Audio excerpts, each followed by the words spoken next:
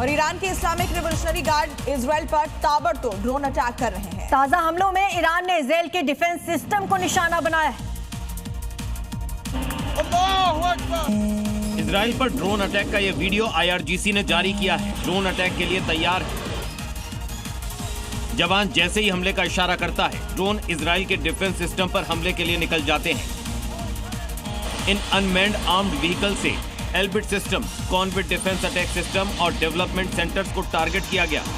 इसी बीच जंग से जुड़ी इस वक्त की बड़ी खबर है। UN में डिप्लोमेट मोहम्मद सफा ने इस्तीफा दे दिया है।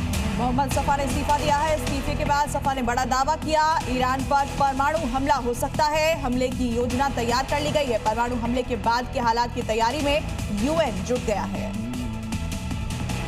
बड़ी खबर है, युद्ध को लेकर ट्रंप ने ईरान को बहुत बड़ी धमकी दे दी है। कहा, हॉर्मुज खोलो नहीं तो खार उड़ा देंगे।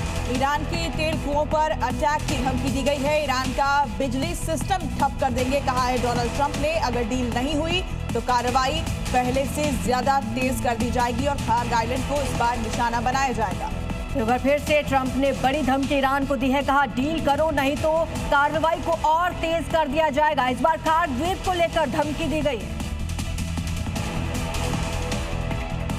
ट्रंप की तमाम धमकियों के बावजूद अमेरिका इजराइल के कार्गो शिप्स का हॉर्मुज स्ट्रेट से निकलना मुश्किल हो गया है, जिसकी वजह से ट्रंप पर दबाव लगातार बढ़ता जा रहा है। इसीलिए ट्रंप ने ईरान को एक बार फिर धमकी देते हुए कहा है, अगर हॉर्मुज स्ट्रेट व्यापार के लिए तुरंत नहीं खोला जाता है तो हम ईरान के सभी इलेक्ट्रिक जनरेटिंग प्लांट, तेल के कुएं और सभी डिसैलिनेशन प्लांट और खार्ग आइलैंड को पूरी तरह से समाप्त कर देंगे। नई धमकी के बाद अब देखना होगा कि अमेरिका इजराइल के लिए हॉर्मुज से निकलना कितना सेफ होता है। ट्रंप की धमकी के बाद ईरान भी तैयार है। खार्ग में ईरान ने सुरक्षा को बढ़ा दिया है। IRGC ने खार्ग में सुरक्षा संभाल ली है। ईरानी सेना पूरी तरह से तैयार है। IRGC की तरफ से कहा गया है, खार्ग में चेतावनी के बाद, धमकी के बाद ईरान ने भी अपनी सुरक्षा को पुख्ता कर लिया है और IRGC पूरी तरह से तैयार है।